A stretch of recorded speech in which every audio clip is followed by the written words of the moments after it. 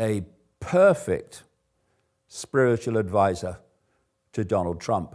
And now he wants to share his Christian faith with the nation. We're bringing back religion in our country, and we're bringing it back quickly and strongly.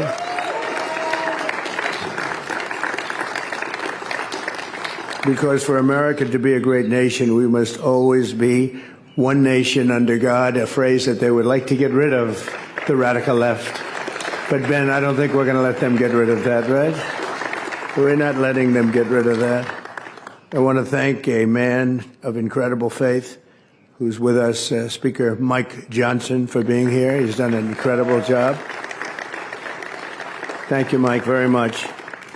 We're working very hard on a great, big, beautiful bill, and we're trying to come up with a name. And I said, why don't we just go with the great, big, beautiful bill? That's what everyone, so we're going to probably do that because everyone knows what it means. Politics. And all about speaking the words that your base wants to hear rather than what you really believe. Now, he's talked there about Mike Johnson, the Speaker of the House, and he described him as a man of incredible faith. Because you see, you can talk about religion all you like, and you can talk about gentle Jesus and turning the other cheek and all these other messages of peace. Or you can say that, but then in your actions express something very different. Which brings me back to Mike Johnson. U.S. House Speaker reiterates ironclad support for Israel. U.S. House Speaker Mike Johnson reiterated his steadfast commitment to the U.S.-Israeli partnership. Our support for Israel remains ironclad, Johnson told reporters after meeting with Israeli Prime Minister Benjamin Netanyahu. Johnson said that he and Netanyahu discussed the special partnership between the two countries, which involves one, bombing genocidally the Palestinians in Gaza day after day with American weapons. So there's the special partnership. I thank Prime Minister Netanyahu for his unrelenting commitment to making the region and the world a safer place amid really extraordinary challenges. Yes, I think the Palestinian children and families will certainly believe that the world is safer. And what Israel has done in the past 7 months when this story was published really is a testament to what can be accomplished when we do not let the enemy set the rules. So, Netanyahu also invited Johnson to Israel. He said, I know you're busy, but find space to do that. You'll be welcomed with a red carpet. Well, I'm sure he would, because they're supplying the bloody weapons. I can't wait, Johnson replied to the psychopath. Netanyahu, for his part, said Trump's critical decisions, including renewing supply of weapons and signing executive orders to impose sanctions on the International Criminal Court, which has charged Netanyahu with war crimes, show the U.S. commitment to Israel. Netanyahu and former Defense Minister Yoav Gallant face arrest warrants issued by the Hague-based court in November last year, that was, for war crimes and crimes against humanity in the Gaza Strip. Israel has killed more than 50,000 people in Gaza since October the 7th, 2023, and rendered it uninhabitable.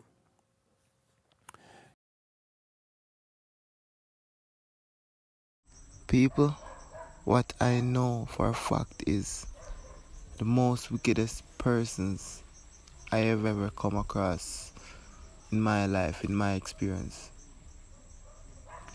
They're all Christians, believer of this God and this God concept. So Trump, for example, this man hide the files, them, the Epstein files. Yeah, we know him on it. We know him on it. So him have to hide it.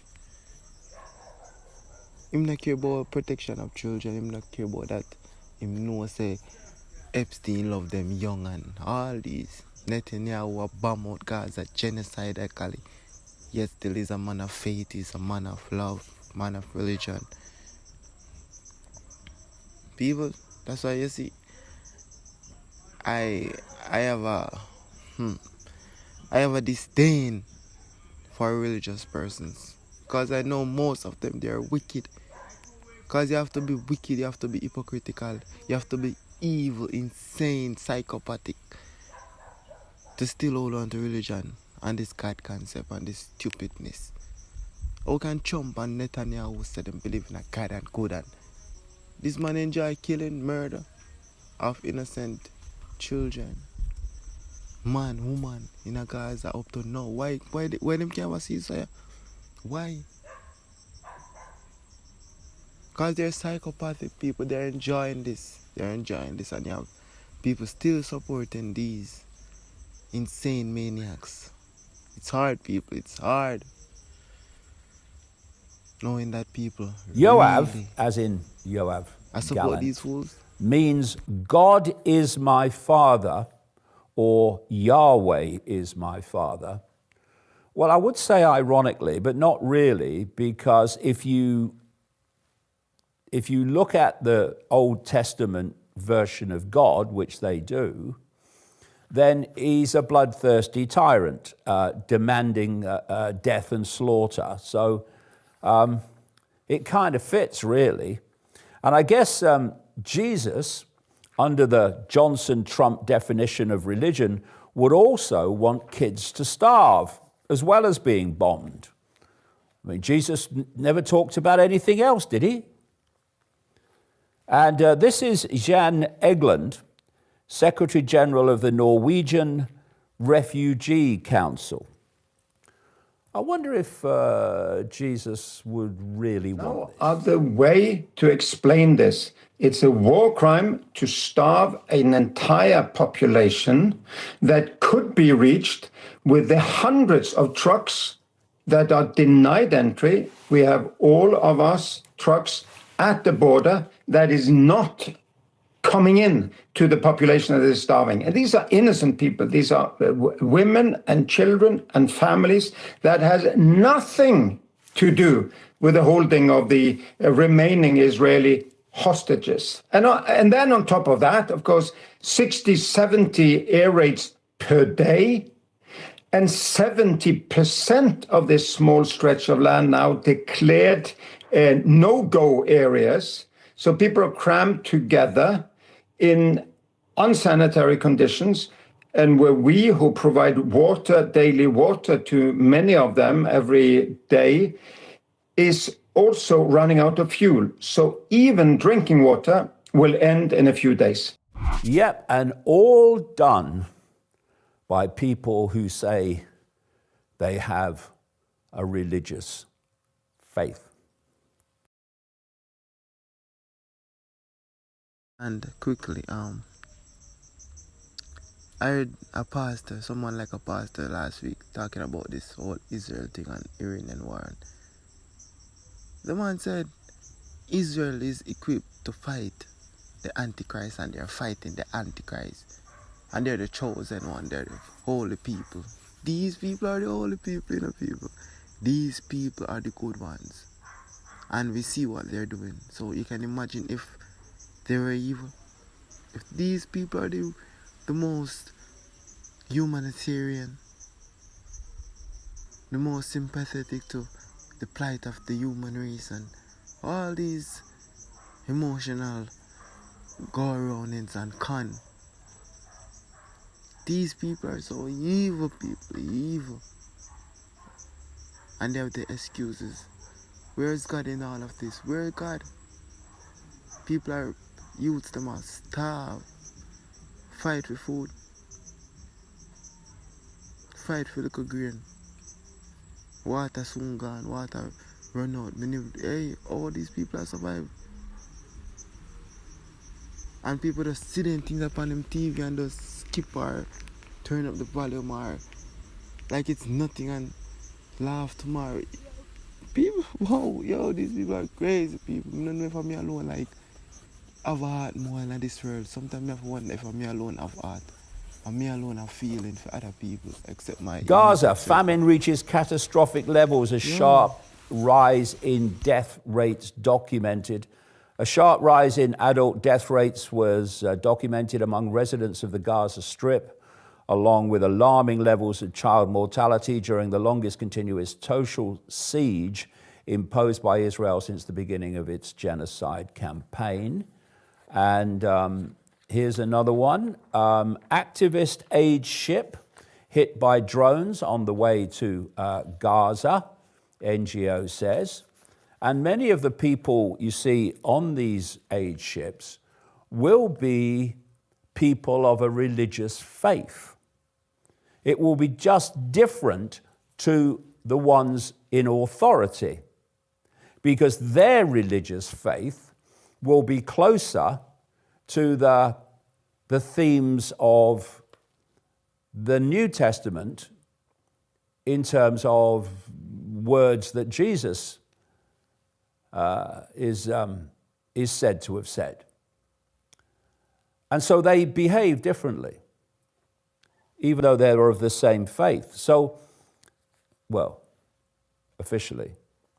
A ship bound for Gaza carrying humanitarian aid and activists was bombed by drones in international waters off Malta, its organizers said, alleging that Israel was to blame. The Israeli Foreign Ministry did not respond to a request for comment on the allegation by the Freedom Flotilla Coalition, an international non-governmental group. So, religion is about action, not about words, it's about action. And that's why people express very different actions justified by the same religion. So let's have a look at how the Trump religion is doing at home in the United States. This is another great article by John Whitehead, a veteran freedom campaigner. Home invasions on the rise, constitution-free policing in Trump's America. How very bloody Christian. What the founders rebelled against, he says, armed government agents invading homes without cause, we are now being told to accept in the so-called name of law and order. Imagine it, in the middle of the night, your neighborhood is asleep, suddenly your front door is splintered by battering rams, shadowy figures flood your home, screaming orders, pointing guns, threatening violence. You and your children are dragged out into the night, barefoot, in your underwear, in the rain. I'm sure Jesus called for that, didn't he? Oh, maybe not. Your home is torn apart. Your valuables seized, your sense of safety demolished. But this isn't a robbery by lawless criminals. Actually, it is, just not officially. This is what terror policing looks like in Trump's America. Raids by night, flashbangs at dawn, mistaken identities, and shattered lives. On April the 24th, 2025, in Oklahoma City, 20 heavily armed federal agents from ICE, the border police, the FBI, and the Department of Homeland Security kicked in the door of a home where a woman and her 3 daughters, all American citizens, were sleeping. They were forced out of bed at gunpoint and made to wait in the rain while agents ransacked the house, confiscating their belongings. It was the wrong house, the wrong family. There were no apologies, no compensation, no accountability. This is the new face, says Whitehead, of American policing. And it's about to get so much worse thanks to President Trump's latest executive order, which aims to eliminate federal oversight and empower local law enforcement to act with impunity. He says Trump's supporters have long praised his efforts to deregulate business and the government under the slogan of no handcuffs. But when that topic is applied to law enforcement, the result isn't freedom, it's unchecked power. What it really means is no restraints on police power, while the rest of us are left with fewer rights, less recourse, and a constitution increasingly ignored behind the barrel of a gun. This isn't just a political shift, he says. It's a constitutional unraveling. And the MAGA movement, although more and more are starting to pull away and drift away in the light of what is happening, the MAGA movement comes from a unquestioning support of Donald Trump, the Christian, and itself from a massive focus upon Christianity. And we see alternative media figures who are moving into Christianity and now emphasizing Christianity like never before. And we're seeing many converting to the Roman Catholic Church, a Roman Catholic Church with a horrific history of targeting, indeed mass slaughter, of those who have committed the crime of having a different opinion. And yet these same people that do that say they stand for freedom. Well, freedom as long as they bend the knee to their God. And, you know, it's not, and I keep emphasizing this, that I have a problem with anyone following a religion. Problem I have is the way it's used politically as a means of enormous fundamental division of the target population and mind control. The greatest form of mind control ever invented, because it stops you exploring beyond the walls of its belief system. Anyway, that's my view. You might have another. Me asking, where is God in all of this? What kind of ridiculous question is that? Because the God in the Bible, the God guiding Israel and these countries,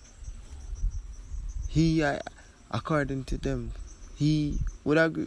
You would agree with this, because that God in the Bible hardered amount of destruction, bombing, wiping out countries, wiping out races, wiping out that, killing this, starving that.